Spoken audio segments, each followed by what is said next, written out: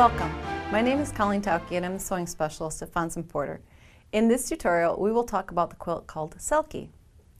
To get a copy of this pattern or purchase it at our website, it's a great one to use a lot of really dynamic fabrics with a great navy blue. So we're going to start with 10-inch squares, and you'll need 29 of the 10-inch squares. And then we're going to pair them all up with that navy blue you see behind me. And in order to produce all of the squares, or the triangle squares, very quickly and very efficiently, we're going to use the technique called 8 at a time. So we're going to pair a navy with a print fabric, and then we're going to come in and we're going to mark all of our fabric, print fabrics on the back side. We're going to do a diagonal corner to corner, and I'm just going to use I'm using a marking tool that is my favorite. It's called a friction pen. You may have your favorite, whichever you'd like to prefer. Corner to corner that direction, and then come in and use the diagonal going the opposite direction. We're going to mark that one also. So corner to corner. This is going to be our cutting line, so we're going to stitch a 1/4 inch on each side of that marked line. And I've got one prepared and ready.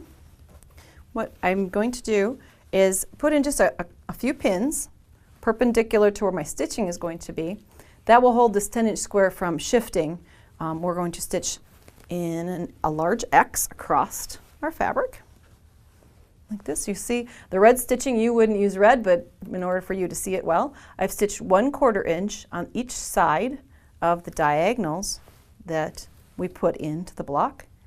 And now what we're going to do is we're going to cut this apart, and it's going to yield 8 triangle squares. So I've laid it on a rotating mat just so that I won't have to disturb my fabrics as I'm cutting. So what I'm going to do is I'm going to cut like a window pane, top to bottom and across the center. It's a 10-inch block, half is 5, so I'm going to line up the 5-inch mark along the outer edge here, 1, 2, 3, 4, 5, and it should be right dead center. So we're going to cut this. Then we're going to not disturb our fabrics. We're going to rotate it. If you don't have a rotating mat, you could actually move the mat like the one underneath here, but the rotating mat, a lot of us have picked up and we don't use very often, and it's utilized perfectly here.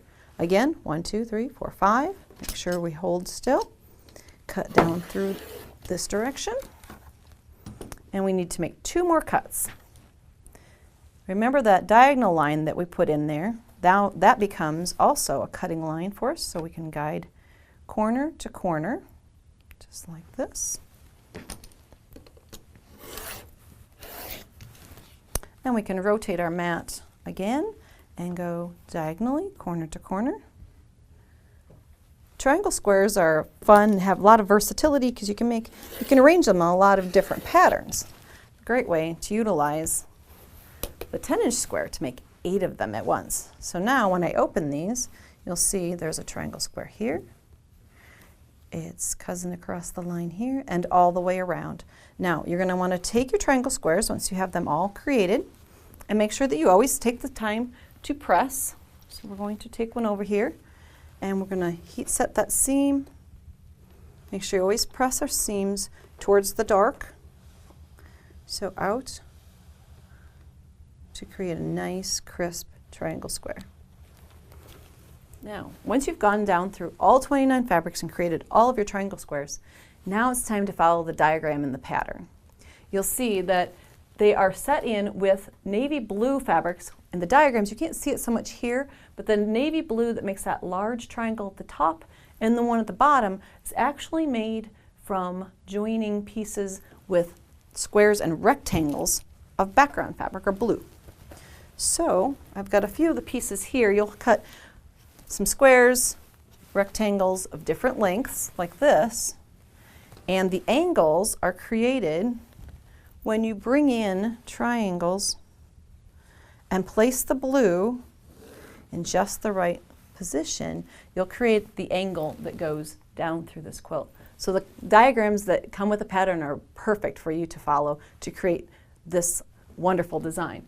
Now, the tip is, when you're laying this out, I would create the top 1/3 of the quilt in rows, and then stop, create the next third as a big long section, and then the last one. So you wouldn't have to drag the entire quilt through the machine as you add each row. It would be a lot less stressful in the end. For more of our quilt videos, visit our website. Thanks for joining me today.